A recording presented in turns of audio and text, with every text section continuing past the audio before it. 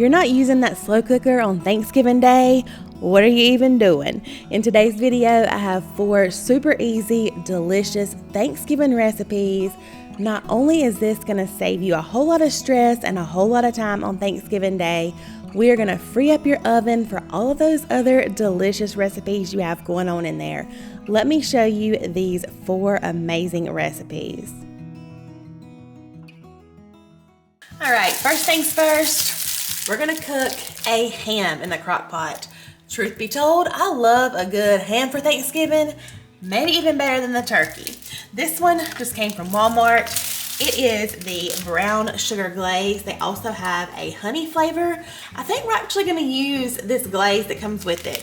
It doesn't feel like a liquid in here. It just says it's brown sugar, fructose, molasses, maltodextrin, spices. Can't hurt anything. We're gonna throw this in here too. All right, y'all.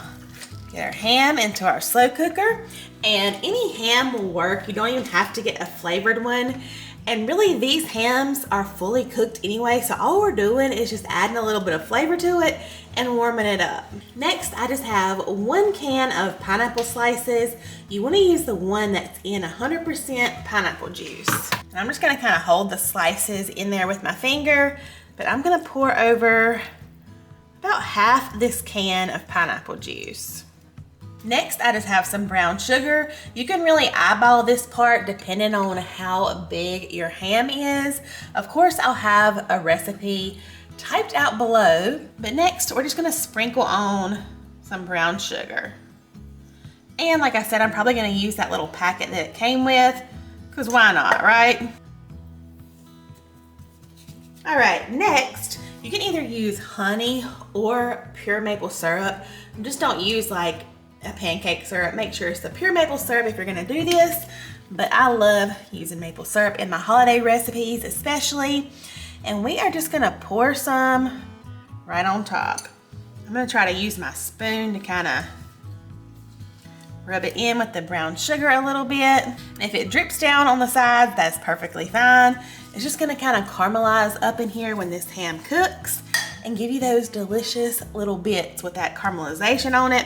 That's my favorite part. Next, we're gonna take our pineapple rings that were in that can of pineapple, and we're just gonna place some all over top. Depending on how your ham is shaped, they may not sit on top perfectly, but you can just kind of put them around the sides as well. All right, this part is optional, but I'm gonna add a little cherry, because it's the holidays. Let's make it a little bit festive to each one. And plus, thanks to my old-fashioned loving husband over here, we always have cherries on hand. Next, I have a little bit of pineapple juice left in here, so I think I'm just gonna kind of go around the edges, try not to knock off all of our little cherries and pineapples we just did. Okay. And then lastly, our leftover brown sugar. I'm just gonna sprinkle a little bit more on top. All right, we're gonna see if my crock pot lid will go on with my ham. It's not sticking up too much, it may fit, but if not, I'm gonna show you a trick. All right, let's see if she'll fit. I think she might work.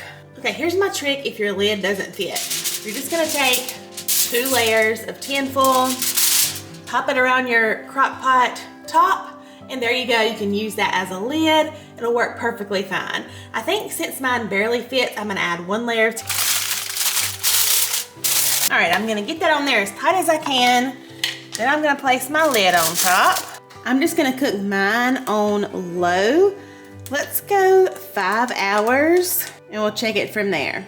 Alrighty, y'all, so our ham has been cooking and I'm pretty sure it's done. I just took a little peek a second ago. It is looking so good. And it is smelling delicious as well. Like I said, these hams are already cooked, but I mean, I can already tell it's gonna be tender. It is like already just falling off the bone that it's in. I'm gonna take it out of this broth and everything so we can kind of slice it up. I have a good feeling about it though.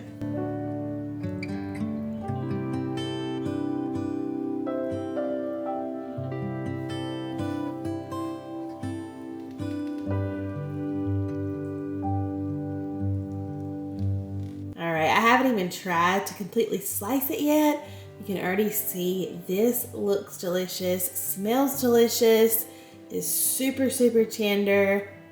This is so good. Y'all definitely need to make this for Thanksgiving. All right, we're giving it a try. As you can see, it is still steaming hot.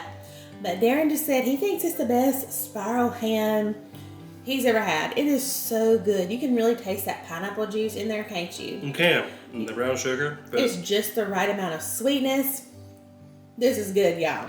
Well, a lot of the spiral hams that you cook in like the oven and stuff like that can dry out. Yeah. But this is perfect. Yes, all that liquid in there cooking along with it. So good. All right, next we're gonna be making some cream corn.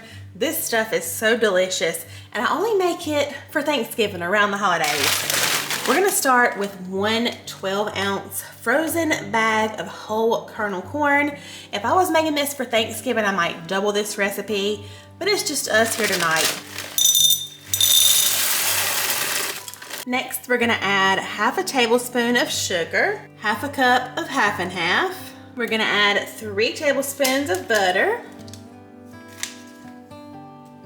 Next, I'm just adding in half a block of cream cheese that I again just cubed that up. Lastly, I'm just gonna season with some salt and pepper. My corn is freezing my half and half, y'all. All right, and again, I'll probably come and stir this a couple times throughout, but this is just gonna cook on low for about 3 hours. Alrighty, y'all, so our cream corn has been cooking on low for about 3 hours. I'm just gonna give it a stir, and as you can see, it's definitely creamy.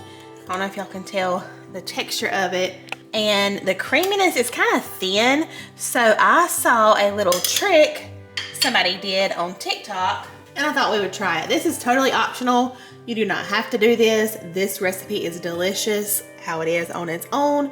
I've had it many times, but if you have an immersion blender, you're gonna stick it down in your corn, and you're not gonna blend this, but just literally for a couple seconds. You're only gonna blend a tiny little bit of it, and that blended corn is gonna help thicken it right up, and the consistency will be more, you know, like you're used to, like a cream corn that you would just buy.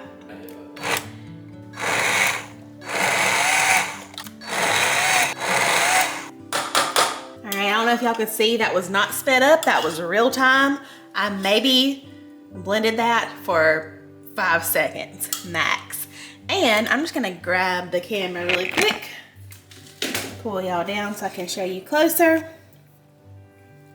And now you can see it is a perfect creamed corn consistency. That is exactly what we were going for.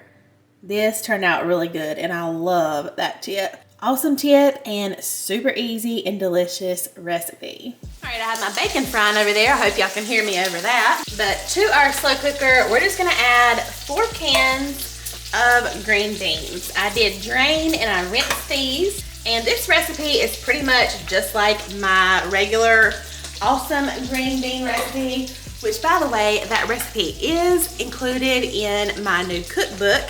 And I wanna tell y'all today is the day that the publisher is saying if you order it by end of day today, it could possibly get to you by Thanksgiving. I wanna be really transparent with y'all.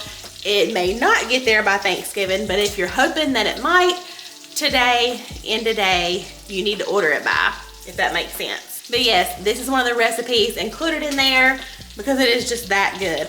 I don't think I've ever made it in the slow cooker though, but in the spirit of freeing up our oven for other things on Thanksgiving, I think it will work. We're gonna give it a try.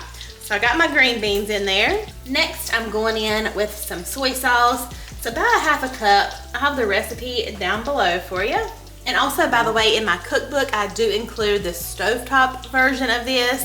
The baked recipe is the original, and then I include the stovetop version that you can kind of half down just for like a weeknight, you know, smaller family type situation. It's in there as well. Next, I'm gonna sprinkle on some garlic powder. You can measure it. I just kind of eyeball it. I've made this so many times.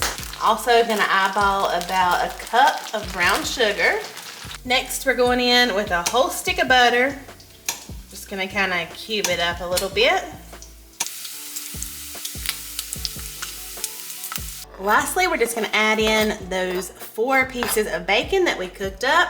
Now we're just gonna give everything a toss. That butter will melt down.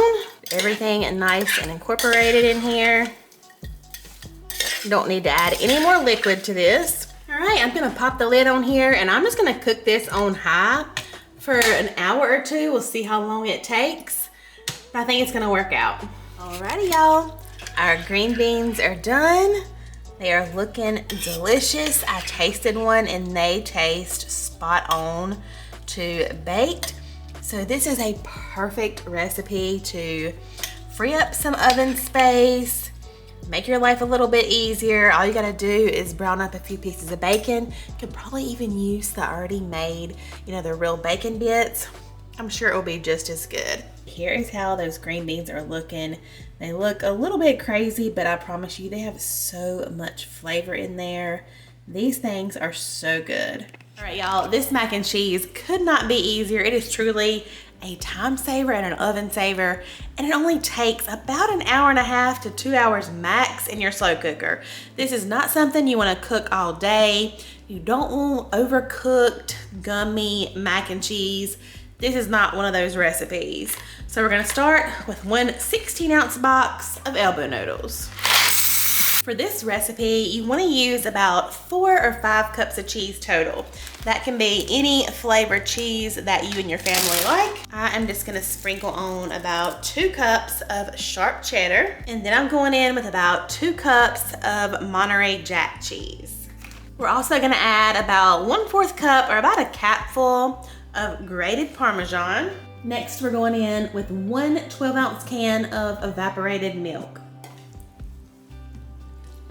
We're also gonna add about 3 cups of whole milk. Now to season this up, I am gonna add a good bit of black pepper. I love black pepper in mac and cheese. We're gonna add just a little bit of salt.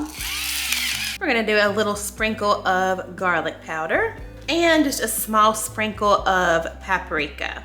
All right, I'm gonna give it a really good stir, get everything all mixed together really well. And y'all, this is only gonna cook on low for about an hour and a half. These noodles are gonna be done after that amount of time.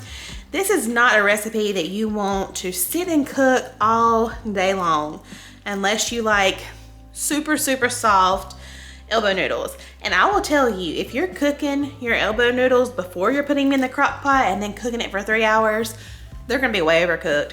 And y'all, I used to do that. I've shared recipes like that on my channel before.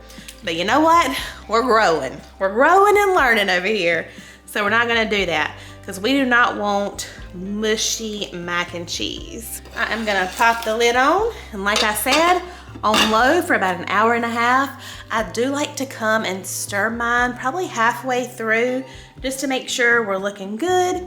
And then towards the end of that time, you can add a little bit more milk if you think you need to, things like that. But I promise you, 2 hours is all you need for a crock pot mac and cheese. Our mac and cheese is also done cooking.